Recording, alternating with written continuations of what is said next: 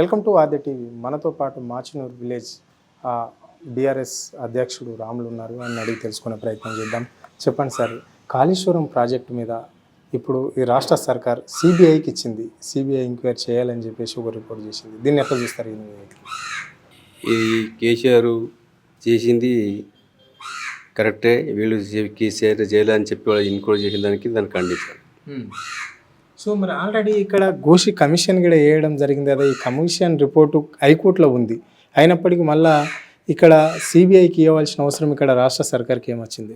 అవసరం లేదు కానీ అనవసరం వాళ్ళు ఇచ్చాడు.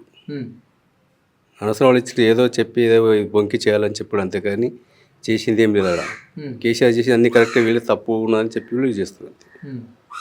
మరి ఏంది బీఆర్ఎస్ పరిస్థితి ఏంటి అంటే, ఇట్లా కాళేశ్వరం ప్రాజెక్టు అనేది దానివల్ల ఎలాంటి ఉపయోగం లేదు, కేవలం అది కమిషన్ల గురించి కట్టిన ప్రాజెక్టు అని చెప్పేసి ఇక్కడ రాష్ట్ర ముఖ్యమంత్రి పదే ఆరోపణలు చేస్తుంటాడు. కాళేశ్వరం కట్టిందంటే ప్రజలకు నీళ్ళ కొరకే చేసింది కేసీఆర్, అన్ని విధాలా చేసింది నీళ్ళ కొరకే. ఆ నీళ్ళ సౌకర్యం ఉంటేనే వ్యవసాయదారులకు మంచిగా ఉంది, పొలాలు పండించుకున్నది. అది పొలాలు లేనందుకు, నీళ్ళు లేనందుకే పొలాలు ఎండిపోతున్నాయి, ఎన్ని నష్టపోతాయి, ఎంతమంది నష్టపోయినారు. ఆ కేసీఆర్ ఉన్నప్పుడు నీళ్ళు అందించిన సరిగా పంటలు వేసుకోరు, అంత వ్యవసాయదారులు కూడా అందరూ మంచిగా ఉన్నారు. ఇప్పుడు ఆ కాళేశ్వరం బంద్ పెట్టి నుంచి పొలాలు కూడా లేవు, ఒడ్లు లేవు, పంటలు ఏం లేవు. కాళేశ్వరం ప్రాజెక్టు వల్ల ఎలాంటి ఉపయోగం లేదు. అక్కడ ఉండే ఏ రైతు ఇక్కడ బండలు ఆ నీళ్లతో యూజ్ చేసుకోలేడు అని చెప్పేసి ఇక్కడ కాంగ్రెస్ నాయకులు చెప్తా ఉన్న కథలు ఇవి. దీన్ని ఎట్లా చూస్తాం? చేయింది ఇప్పుడు వ్యవసాయదారులకు మొత్తం పొలాలు చేసే వాళ్ళకి అందరు కలుసుకుంటే వాళ్ళే చెప్తారు. ఇప్పుడు ఎవరైనా ప్రతి ఒక్కరి నోట కూడా కేసీఆర్ ఉన్నప్పుడు మాకు నీళ్ళు ఇచ్చిండు, మేము పంట పండించుకున్నాము, మంచి బతికినాము, మాకు అన్ని విధాల సౌకర్యం ఉండే, ఇప్పుడు ఏం సౌకర్యం లేదని పొలాలు చేసుకున్నప్పుడు పంట వ్యవసాయదారు కూడా చెప్తారు. సో మరి ఇప్పుడు 20 నెలల ఈ రేవంత్ రెడ్డి పరిపాలన ఎట్లా చూడొచ్చు అంటే, ప్రజలకు ఇస్తున్న 6 గ్యారెంటీల విషయమే కావచ్చు, రైతులకు ఇచ్చిన హామీలే కావచ్చు, ఇవన్నీ సక్రమంగా ఈ సకాలంలో ఈ 20 నెలల్లో కాంగ్రెస్ పార్టీ నెరవేర్చుకుంటూ వచ్చిందా? 20 నెలల్లో మేము ఓట్లు అడిగేటప్పుడు మేము అవి చేస్తాము ఇవి చేస్తామని 6 గ్యారెంటీ ఇచ్చిండు. 6 గంటల లోపల ఇప్పుడు పిల్లలకు పెళ్ళిళ్ళైన వాళ్ళకు ₹1,00,000 తులం బంగారం ఇస్తామన్నారు. అప్పుడు కేసీఆర్ ₹1,00,000 ఇచ్చినాం కదా, మేము తులం బంగారము ₹1,00,000 ఇస్తామని ఒక్కరు కూడా తులం బంగారం ఇవ్వలేదు. అవే కేసీఆర్ ఇచ్చిన పైసలే ₹1,00,000 వస్తున్నాయి. ఇప్పుడు కూడా ఒకటి, ప్రతి ఆడవిళ్లకు రేషన్ కార్డు మీద 2,000 ఇస్తామని చెప్పారు. ఆ 2,000 కూడా ఇంతవరకు ఒక్కరు కూడా లేదు. మరి మీ స్కూటీని చదువుకున్న పిల్లలకు లేడీస్కు స్కూటీని ఇస్తున్నారు, అది లేదు. నిరుద్యోగులకు నెలకు 5,000 వేతనం ఇస్తున్నారు, అవి లేదు. పింఛన్ 4,000 పింఛన్, 2,000 పింఛన్ 4,000 ఇస్తామని చెప్పారు. వికలాంగులకు, గుడ్డోళ్లకు, కుంటలకు 6,000 ఇస్తున్నారు. ఆ పింఛన్లు కూడా ఇంతవరకు ఏం లేవు. మరి ఇండ్లు ఇస్తామని చెప్పారు. కానీ ఇండ్లు కూడా ఎవరికి ఇస్తున్నారు? అన్ని ఉన్నోళ్ళు వాళ్ళే ఇచ్చుకుంటున్నారు. అది ఇల్లు ఉన్నోళ్ళకు ఇస్తే లాభం వచ్చి, లేని వాళ్ళకి ఇస్తే అన్న వాళ్ళు కట్టుకుంటారు. ఆ ఉన్నోళ్ళకి ఇచ్చినప్పుడు ఏం చేస్తారు? మళ్ళీ ఉన్న గోడలు కూడా తీసేసి కట్టుకోండి అని వాళ్ళు అట్లా చెప్తారు. అట్లా నష్టపోతున్నారు. ఆ ఇండ్లు ఇచ్చే లాభం లేదు, చేసే లాభం లేదు. అదేం లాభం? ఉన్నందుకు గోడ పెట్టుకొని కట్టుకుంటే వాళ్ళు మంచిగా ఉంటుంది. ఆ గోడలు తీసేసి మొత్తం పునాది వేసుకోవాలని చెప్తున్నారు. ఆ తీసేసి ఏం చేస్తారు? అంత నష్టపోకూడదు, అన్ని నష్టపోకూడదు పనులు ఉన్నాయి. మరి గ్యాస్ ఫ్రీ ఇస్తామని చెప్పారు, 500 ఇస్తామని. 500 కూడా ఇంతవరకు లేదు. కరెంట్ ఫ్రీ ఇస్తామని, కరెంట్ కూడా సగం మందికి ఇచ్చి సగం మందికి ఇవ్వలేదు. ఇప్పుడు అంటే ఇప్పుడు 6 గ్యారెంటీలు మేము ఏదైతే చెప్పినామో 6 గ్యారెంటీలు అన్నీ ఇంప్లిమెంట్ ఒక్కొక్కటి చేసుకుంటూ వస్తున్నాం ప్రజలకు ఇచ్చినట్లనే. కానీ కొంచెం కాళేశ్వరం ప్రాజెక్టులో మాత్రం బీఆర్ఎస్ నాయకులు, బీఆర్ఎస్ కల్వకుంట్ల కుటుంబం, బీఆర్ఎస్ పార్టీకి సంబంధించి వాళ్ళు మాత్రం ప్రజల సొమ్మును దోసుకున్నారు. ఆ దోసుకున్న డబ్బుతోటి అవన్నీ వాళ్ళ దగ్గర నుంచి లాక్కొని ప్రజలకు వంచుతాము అని చెప్పేసి ముఖ్యమంత్రి కూడా పలుమార్లు వ్యాఖ్యలు చేసిండు. దీన్ని ఎట్లా చూస్తారు? వాళ్ళు ఏం దోసుకోలేదు. వాళ్ళు పబ్లిక్ సేవ చేసిన, పబ్లిక్ చేసిన వాళ్ళు ఏం దోసుకోలేదు, చేయలేదు. ఇప్పటికైతే వాళ్ళు ఏం వాళ్ళు చేసిందే మంచిగా ఉన్నది. ఇప్పుడు ఏం చేసిన 20 నెలల నుంచి ఏం చేసారు? వీళ్ళ నుంచి ఎంతమంది అయిపోతున్నారు. మాకు అవి వేస్తామని చెప్పి పబ్లిక్ అంతా ఆశ పెట్టి ఓట్లు వేసి ఇప్పటికీ అంతా నష్టపోయారు. ప్రతి ఊరికి కాడ పోయి కూడా ఎవరు ఏం చేసారు, ఏమైనా చేసిన అడిగితే ఇప్పుడు ఎవరు అని చెప్తారు. ఎవరు ఉంటే బాగుంటుంది, మా కేసీఆర్ వస్తేనే బాగుంటుంది. రేవంత్ రెడ్డి ఏం చేస్తాడని ప్రతి ఊరు కాడ కూడా చెప్తారు. మా విలేజే కాదు, ప్రతి ఊరు కాడ కూడా చెప్తారు. ఎవరైనా అదే మాట చెప్తారు. రైట్. ఇప్పుడు మరి స్థానిక సంస్థల ఎన్నికలు పెడతాము అని చెప్పేసి రాష్ట్ర ప్రభుత్వం ముందడుగు వేస్తున్నది. స్థానిక సంస్థలలో బీసీల వాటా 42% తప్పకుండా మా పార్టీ తరఫు నుంచి కూడా మేము ఇస్తాము. దీన్ని అఖిలపక్షం కూడా అన్ని పార్టీల వాళ్ళు ఒప్పుకోవాలని చెప్పేసి కూడా నిన్న రాష్ట్ర గవర్నర్ దగ్గరకు పోయారు. సో ఇప్పుడు మరి బీసీలకు 42% ఇచ్చినాకనే ఎలక్షన్స్ అవుతాయా, లేకుంటే హైకోర్టు తీర్పు ప్రకారమే ఎన్నికలు పెట్టడానికి ఈ రాష్ట్ర సర్కార్ ముందుకు వస్తుందా? ఈ ఎలక్షన్ కమిషన్ ఎట్లా చేస్తారో ఆ ఎలక్షన్ కమిషన్కి నడుస్తుంది. వాళ్ళు చెప్పిన ప్రకారం నడుస్తుంది. వీళ్ళు రిజర్వేషన్ చేస్తామంటే ఇప్పుడు కేసీఆర్ పెట్టి రిజర్వేషన్ మానేసి ఎత్తివేస్తామని చెప్తారు. మరి ఏం చేస్తారో తెలియదు. ఆ ఎత్తివేసిన కూడా ఇప్పుడు అన్ని మళ్ళీ గందరగోళాలి. ఏం చేసినా మళ్ళీ గందరగోళాలి. పాత లెక్క పడిపోతేనే నడుస్తుంది. మరి కొత్త లెక్కలు పోయాక మళ్ళీ వీళ్ళకి ఎట్లా కూడా మంచిగా ఉంటుంది. అట్లా కూడా పబ్లిక్ మస్తు అర్థమైంది. ఇప్పుడు తెలిసిపోతుంది అందరికి, ఎవరేం చేసి తెలిసిపోతుంది. Okay, right. మరి స్థానిక సంస్థల ఎన్నికలలో మేము 6 గ్యారంటీలు అన్నాము, ప్రజలకు ఇచ్చిన హామీలన్నీ ఒక్కొక్కటిగా నెరవేర్చుకుంటూ వస్తున్నాము, మేము ఓట్లు మా వైపే ఉంటాయి అని చెప్పేసి కాంగ్రెస్ క్యాడర్ అంతా ధీమా వ్యక్తం చేస్తుంది. ఇది ఎంతవరకు కరెక్ట్? వాళ్ళు ఊళ్ళు వచ్చి అడిగినా కూడా చెప్తారు. ఇప్పుడు ఎవరని చెప్తారు? మీరు చెప్పింది చేసింది ఏమీ లేదు, అట్టి మాటలు ఉన్నాయి, మీకు ఓటు వేయము, మీకు ఎట్లా ఓటు వేసేస్తారు రండి మీరు అడుగుదామని పబ్లిక్ వాళ్ళకి ఉల్టా జవాబు ఇచ్చిన తయారు కూడా ఉన్నారు గ్రామాలలో.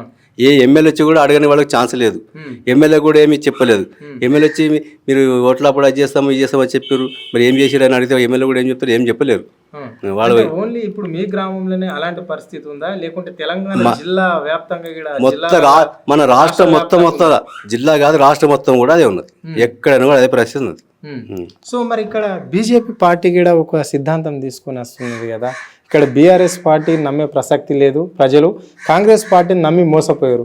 సో ఇప్పుడు బీజేపీ వైపే, స్థానిక సంస్థలలో బీజేపీ వైపే చూస్తున్నారు, ప్రజలంతా బీజేపీని గెలిపించే ఆలోచనలో ఉన్నారని చెప్పేసి బీజేపీ రాష్ట్ర అధ్యక్షుడు రామచంద్రరావు కూడా ధీమా వ్యక్తం చేస్తున్నారు. మరి ఎట్లా చూస్తారు దీన్ని?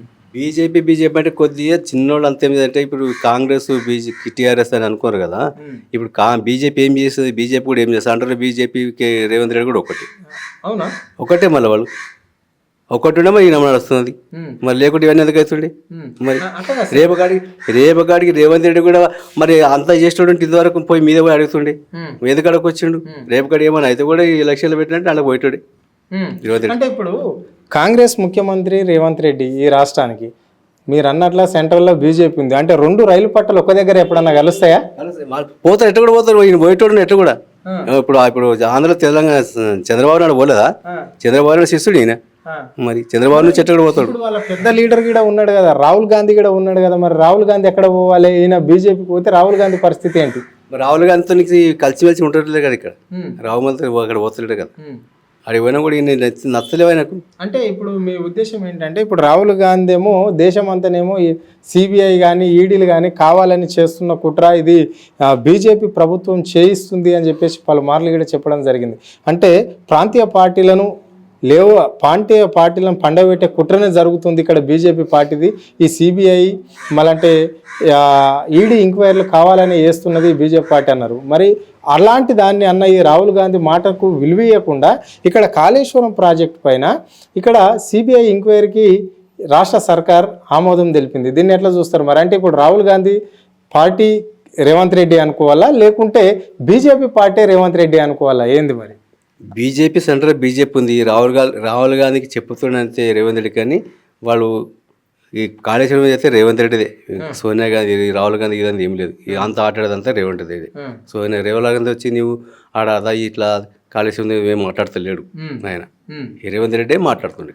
ఎందుకు టీఆర్ఎస్ పార్టీ వీళ్ళకి చంద్రశేఖర్ మరి చెప్పాలని చెప్పి కుట్రతోనే మాట్లాడుతుండే అంతే, దాని తప్పేం లేదు. మరి ఎందుకు మరి ఇంత కసి రేవంత్ రెడ్డికి? కల్వకుంట్ల కుటుంబం అన్న, కేసీఆర్, కేటీఆర్, హరీష్ రావులు అన్న, ఎందుకు ఇంత ఆయనకు బాధ అవుతున్నది వీళ్ళు పేర్లు తలుచుకుంటే?